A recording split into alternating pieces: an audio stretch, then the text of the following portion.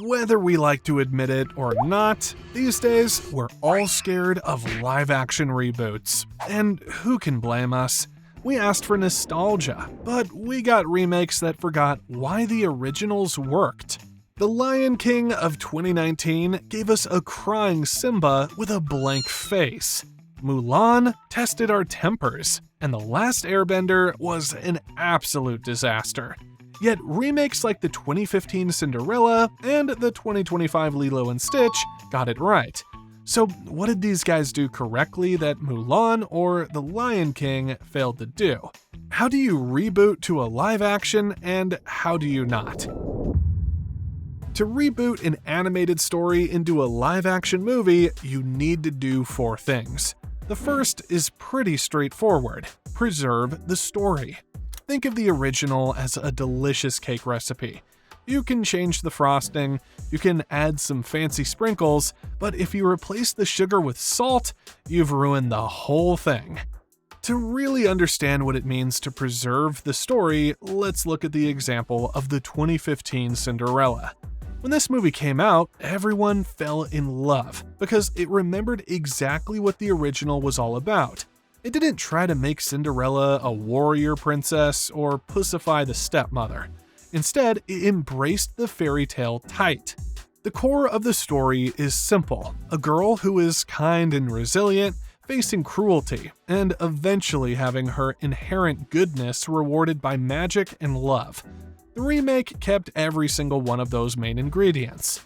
We saw all the familiar moments we loved: the torn dress, the fairy godmother transforming the pumpkin and mice, the midnight dash, and the single glass slipper.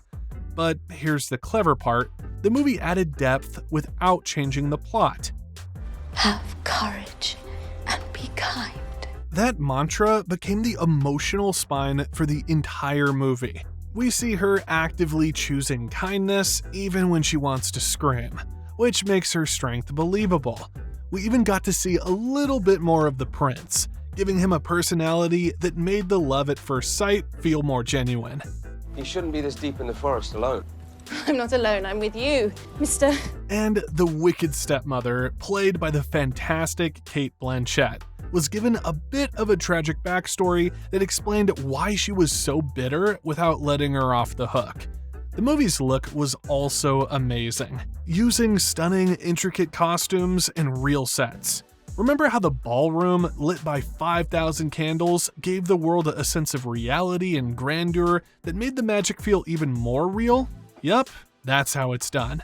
This whole approach shows that when you reboot a classic, you can polish it and deepen the feelings, but you must always leave the heart of the story untouched. We will explain this further with another great reboot which focused on how to upgrade a movie. For now, what happens when filmmakers decide to toss that idea of preserving the story right out the window? Well, you end up with a mess like Mulan from 2020. Now, the original 1998 animated film was beloved because it told an empowering story about an ordinary girl, Mulan. She had to overcome huge obstacles through hard work, struggle, and perseverance to save her father and her country. That was the whole point. She was clumsy and awkward, but she trained until she was the best. So why did the new live-action version leave so many fans feeling cold? Because it totally failed to preserve that core story and theme. Instead of being an average teenager who earns her skills, the 2020 Mulan is suddenly born with a mystical energy called Qi. This Qi gives her superhuman abilities right from the start. That means she can wield a sword like a master and basically fly.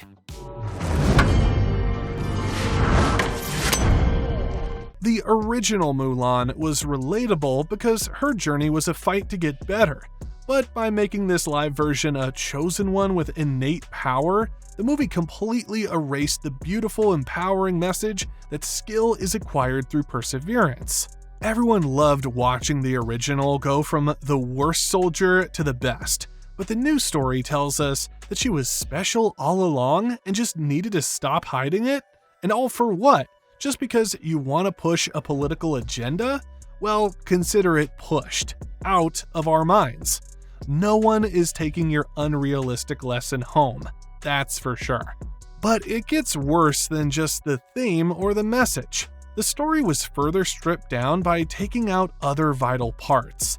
Think about the scenes you remember from the original: the matchmaker chaos, the stormy escape in the night, the destroyed village, the training montage, the campfire warmth, the avalanche. Each one carried weight. Each one built her story. However, in the live-action version, these scenes are rewritten or rushed or softened until they lose the power they once held. The haircut moment is gone. The night ride becomes a simple cut to daylight, and the destroyed village scene, once quiet and heavy, is now brushed past. There is no room to feel the fear or the sadness. The story never slows down long enough to let us feel anything.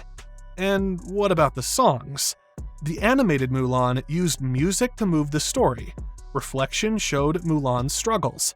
I'll Make a Man Out of You showed her growth. And A Girl Worth Fighting For created the most surprising transitions that made the following scene even more heartbreaking.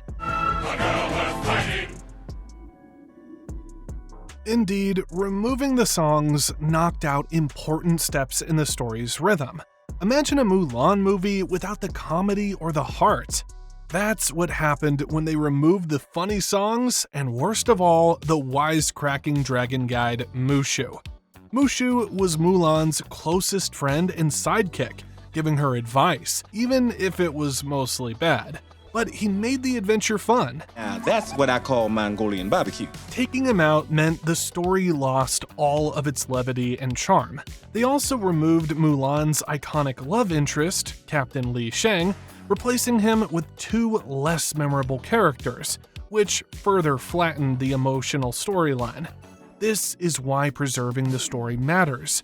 A reboot can change small things, and can polish here and add there. But the core storyline, the heart of the journey, the things that made the original beloved, must stay steady. Cinderella understood that. Mulan did not. And as simple as this rule sounds, it might be the most important one in the whole process of bringing a story back to life. But aside from the story, we mentioned something else that is just as vital. If you were paying attention, great. If you weren't, you're still in luck, because that is the next thing we are discussing. A remake works best when it remembers who its characters are at their core. When it forgets that, the whole story suffers. You can see this very clearly when you look at the live-action Aladdin. The movie copies the broad strokes of the plot, but the people inside the story feel like strangers wearing familiar faces. Take Jasmine. In the original animation, the moment she meets the bread vendor is small, but it tells you everything. She's kind, sheltered, soft-spoken, and a little clueless about how the real world works. She takes food because she wants to help hungry kids, but once she's confronted, she apologizes again and again because she actually feels bad. What? I'm sorry, sir. I don't have any money. Thief! Oh, please. If you let me go to the palace, I can get some from the salt. This is her stepping into a world she has never understood. It fits her whole journey about freedom, curiosity, and learning how to stand on her own. But the live-action version takes that same scene and swaps her gentle confusion for a moral lecture. When the vendor confronts her, she doesn't apologize and suddenly becomes an activist. This one, she steals the bread! Those children were hungry. But wait a minute, something's not right. Isn't she literally royalty with immense power and wealth? Yet she's telling a poor bread vendor that his food should be free? It makes her feel like a hypocrite, which totally messes up her character and makes that first meeting with Aladdin less charming. Some would even say cringy.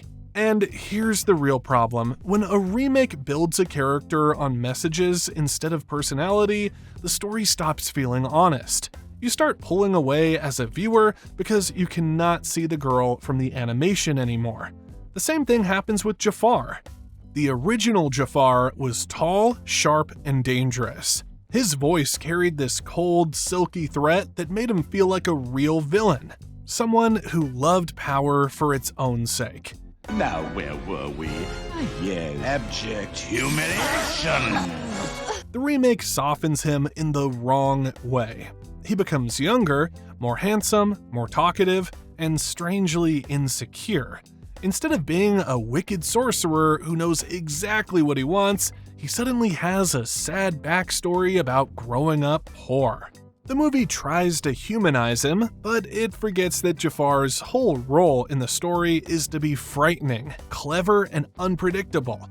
When those traits disappear, the tension between him and Aladdin disappears with them. And don't even get us started with Genie. Even though Will Smith is no Robin Williams, he did a pretty good job. But was a romantic interest really necessary for his plot? You tell me. Nevertheless, the most terrible thing about his character was how he looked. I am a genie. There is a difference. Let's be honest, that CGI was awful. It reminded us of the one used to make the Scorpion King in The Mummy Returns. We probably would have ignored the other failings of his character, but the CGI made that impossible. But do you know what's crazier? Even the supporting characters lose pieces of themselves. Iago becomes a regular parrot that just makes annoying sounds, instead of a loud, funny partner in crime. Then the Sultan goes from a goofy, warm father to a serious, flat ruler. These choices remove the playful tone that made the original feel alive. All these changes may seem small, but they shake the foundation of the story. This is why rebooting a character is tricky. You cannot just change traits because they sound cool or trendy. Characters are puzzles. If you remove the wrong piece, the image stops making sense. A viewer may not analyze it deeply, but they feel it in their gut that something feels off. So how do you get it right? You look at a movie like Christopher Robin. This live-action reboot is a masterpiece in retaining the core identity of characters. The secret here is that the film didn't try to change Winnie the Pooh or Piglet. It just changed Christopher Robin, the boy who grew up. It was as fun as when you were squashing me. What is your demands to play gin rummy? I just like a ventriloquist when I was younger. The movie starts with an adult Robin, played beautifully by Ewan McGregor, who is now an overworked man in London, too busy for his family, and has completely forgotten the joy and imagination of his childhood. Now, that's a relatable character. The stroke of genius is that when Pooh and his friends appear, they are exactly the same. They look like actual, well-worn, fuzzy stuffed toys, which makes them feel real, and they act exactly like they did in the old animated stories. Pooh is still wise in his simple, food-obsessed way. Eeyore is still gloomy and pessimistic. Piglet is still crippled by anxiety. And Tigger is still bouncing with his massive ego. Tigger's like that. I'm gonna go crazy. The voice acting, especially Jim Cummings as Pooh and Tigger, and Brad Garrett as Eeyore, was perfect. They sounded exactly like our childhood friends. The film's success comes from using these perfectly preserved characters to teach the stressed-out adult Christopher Robin a lesson about courage, friendship, and family. But even better, it is a warm, sincere hug of nostalgia for adults. It makes us realize that even though we grow up and get busy, the core identity of the people, or in this case, the toys, who taught us important lessons as children, is timeless. By keeping Pooh and the gang exactly the same, the movie proves that sometimes the best way to make a character new and relevant is to simply not change them at all. So, you have preserved the core of the story and the character, but you are not done just yet. You would still need to get one little detail right. This was something the 2010 live-action remake of Avatar got wrong. Okay, that crappy movie got a lot of things wrong, but yeah, mostly this. Every story has a natural rhythm and a kind of heartbeat that makes it what it is. When a remake ignores that heartbeat, the whole thing falls apart before the story even starts. You can see this very clearly in The Last Airbender from 2010, because it treats the tone of the original show like something it could toss aside. If you ever watched the animated Avatar, you know it was bright and funny and full of movement.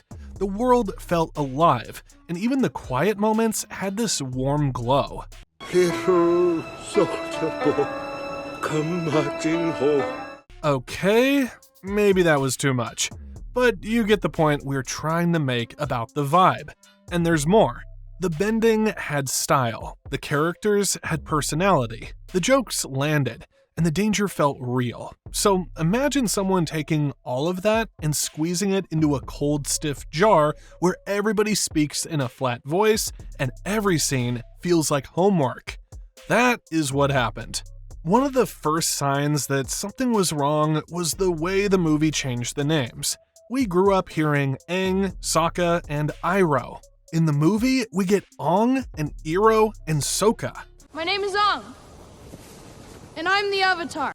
The moment those names hit your ears, you know something is off. Unfortunately, this problem spreads throughout the whole movie. The characters behave like hollow shadows. Sokka loses his humor and his spark. Katara loses her fire. Aang loses his joy and is serious all the time, talking like he is in trouble at school. That is the tone of the movie. No playfulness, no heart, and definitely no spark. Even the bending looks confused. In the show, bending flowed with the characters' movements like it was a part of their body. It felt natural. It felt fun to watch. However, in the movie, people wave their arms for a long time just to move a tiny rock. It is so slow that you wonder if they are doing a warm-up exercise instead of actual bending. The firebenders even need to stand next to the fire before they can use it. That turns them into the weakest benders in the world. How would they fight anyone if they need to carry a bowl of fire everywhere they go? When you think about that for a moment, you realize the movie's world does not make sense, even inside itself. Even worse, the movie looks dark and washed out, almost like someone put a dirty sheet over the camera. Scenes that would burst with color look like faded pictures. How can a world that is supposed to be filled with energy and bright elements feel exciting when everything looks dull? But it gets worse because there is also the problem of pacing. The first season of the show takes its time, letting the story breathe. It lets you feel the distance between places and learn why each place matters. Whereas the movie tries to squeeze the whole season into less than 2 hours. So nothing feels earned. Characters meet too late, important moments flash by, and scenes meant to build tension barely stay long enough for you to notice them. It's like reading a whole book by flipping through the pages as fast as you can. You finish, but you did not actually read anything. This is the heart of why the movie failed. It did not respect the tone or the spirit of the world. It wanted the plot, but not the soul. And when you lose the soul, you lose everything. A better way to retain the vibe or tone of an original movie would be to look at the live-action reboot of Lilo and Stitch. The movie keeps Hawaii bright and warm, and you can almost feel the sun on the sand. The original animated movie mixes family love with wild alien chaos. And the reboot understands why that mix matters. It keeps the softness of Lilo's world and the silly trouble that Stitch brings. That is how you know a remake respects the original, by remembering the vibe instead of forcing a new one. When a remake gets it right, you feel like you're stepping back into a place you love. When it gets it wrong, you feel like someone led you to a stranger's house and insisted it was your home. So, with the story, the characters, and the vibe of the original well preserved, or reasonably honored, the last thing you need to do to make a great reboot is to answer some important questions. A remake should not feel like someone pressed copy and paste on an old story. But like the filmmakers looked at the original, asked what still works, what doesn't, and what should be added to spice things up. A good upgrade starts with purpose. You can almost hear the audience asking, why are we here again? If the answer is only nostalgia, then the film is already on thin ice. Nostalgia is sweet, but it fades fast when the movie offers nothing new. Think about it like someone remaking your favorite picture, but not adding any detail, color, or meaning. You look at it and think, I already have this. Why do I need another one?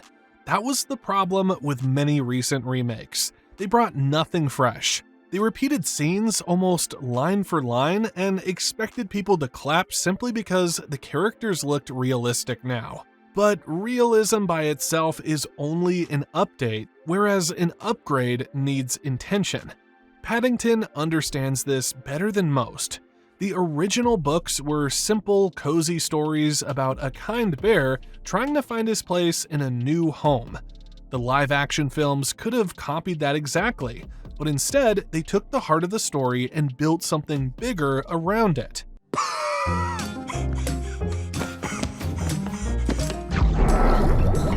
They filled the world with a gentle sense of wonder, polished the comedy so it landed with the new audience, and shaped the theme so it spoke to modern families. Paddington still felt like Paddington, but he was living in a world that had grown up with us. That is the kind of upgrade people notice even without trying. Have you ever seen a movie and felt like the creators actually cared? That is what Paddington gives you. Now compare that to what happened with The Lion King. The original film was bright and expressive, the animals had faces full of emotion, and the story moved with energy. The remake tried to upgrade the visuals, but forgot to do the same with the overall experience. The new version looked real, but the characters' faces barely moved.